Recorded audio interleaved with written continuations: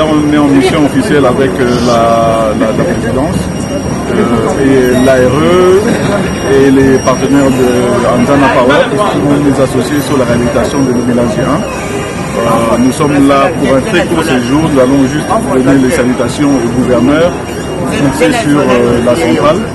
Ça, ils pourront apprécier l'état actuel de la centrale et on pourra enfin démarrer les travaux.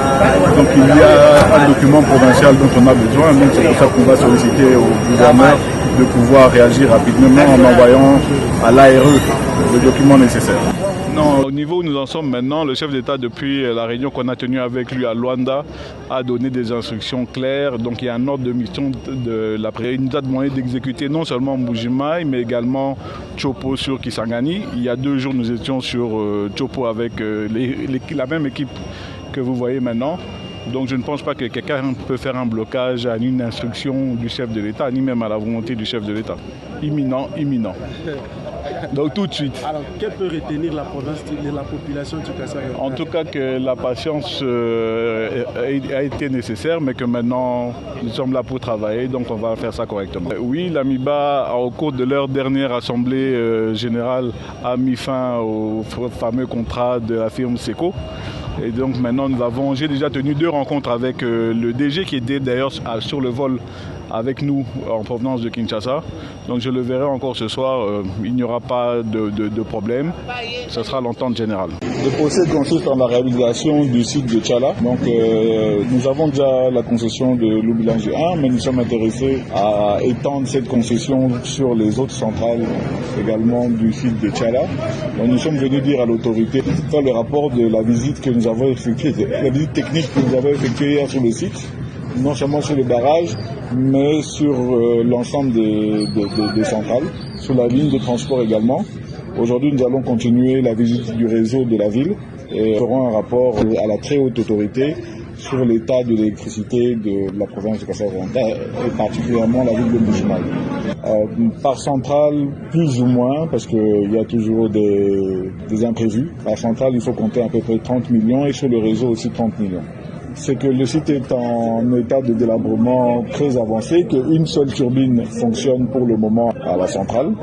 Donc Mbuji-Mayi n'a que 1,5 MW à partager pour le moment. Donc il est très urgent de pouvoir commencer les travaux. On va monter la puissance jusqu'à 10 MW sur la centrale de l'Obilangi 1 en priorité. Et puis la centrale de l'Obilangi 2 aussi 10 MW. Anzana Electric est un groupe qui travaille essentiellement en Afrique. Ils sont au Malawi, ils sont en Zambie, ils sont au Burundi, avec des investissements supérieurs à 1,7 milliard de dollars sur la Zambie et le Burundi. Au Burundi, ils s'occupent de la réhabilitation de pratiquement tout le pays, sauf les villes principales. Donc, ils s'occupent du périurbain également et aussi des villes secondaires. Donc, ils souhaitent entrer dans le marché RDC. Et Mbuji-Mayi et Kisangani, Kolwezi également sont des priorités quant à eux. C'est pour ça qu'on avait vu le chef d'État à Luanda et qu'il avait donné des instructions très claires sur les investissements à faire et comment ça devait se passer. Donc de nouveau, nous allons faire un rapport à la très haute autorité et ensuite l'action viendra. Aussitôt que l'ARE, le régulateur, est à même de délivrer les titres nécessaires pour pouvoir avoir l'autorisation d'effectuer les travaux, nous démarrons. Non, la société SECO est déjà partie. Le conseil d'administration de MIBA a déjà résilié leur contrat, puisqu'ils n'en avaient pas, de toute façon. Et donc, ils sont déjà partis. Ils ne sont plus là. Je suis donc professeur Jean-Marie Kanda et je suis le conseiller principal du chef de l'État au collège Mines, Énergie et Hydrocarbures. Et donc, je fais partie de cette mission aux côtés de l'honorable Serge et du conseiller à mon collège Jean-Louis Kaïndo. Je voudrais d'abord remercier le chef de l'État qui a tenu à ce que cette mission se fasse, aux côtés de l'honorable Serge Mukendi Fonchi, ainsi qu'une équipe des investisseurs qui travaillent avec lui et qui ont voulu palper du doigt la réalité sur le site que ce soit la centrale hydroélectrique de Loubilangi 1, celle de Loubilangi 2 et la centrale de Tchala 1 qu'on appelle la petite centrale de Tchala 1 qui est une microcentrale. Mon impression c'est que voilà, il y a une nécessité et une urgence de pouvoir très rapidement finaliser le projet et lancer les travaux parce que le déficit énergétique, que ce soit dans la province et notamment ici dans le Kasaï oriental, peut être résorbé si on relançait tant soit peu la centrale hydroélectrique de Loubilangi 2 qui est totalement à l'arrêt. Les 6 machines sont complètement à l'arrêt. Tchala 1 est à l'arrêt aussi depuis et sur ça il faut nécessairement lancer Tchala 2 parce que les infrastructures de l'autre côté ne peuvent plus tenir. Et sur Loubilangi 1, il y a 4 machines, 2 tournent encore grâce au génie congolais, il faut que je l'avoue. Et donc il y a une nécessité.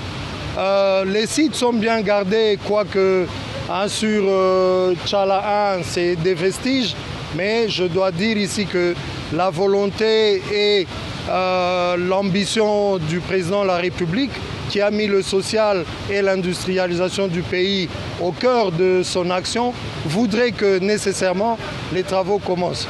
Et d'après les experts, sur Loubilangi 1, 18 mois à 24 mois, les travaux peuvent être finis. Donc il est l'heure maintenant avec les experts, l'AMIBA, la SNEL, la province et Anzana qui est partenaire à Fonchi puissent se mettre au travail autour de la table sans oublier certainement l'autorité de la régulation de l'électricité en RDC, l'ARE.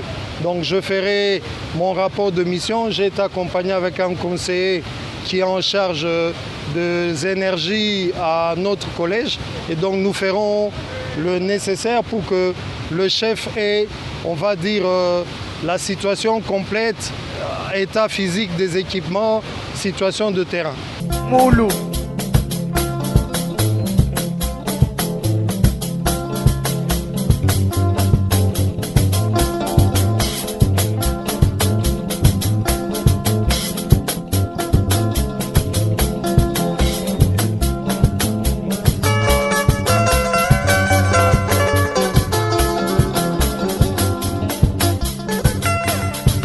Majamaza mina moi mema Majamaza mina moi kati mwaba wa kushinda ujiuke na shameji Mwaba na wanyu kwa yuka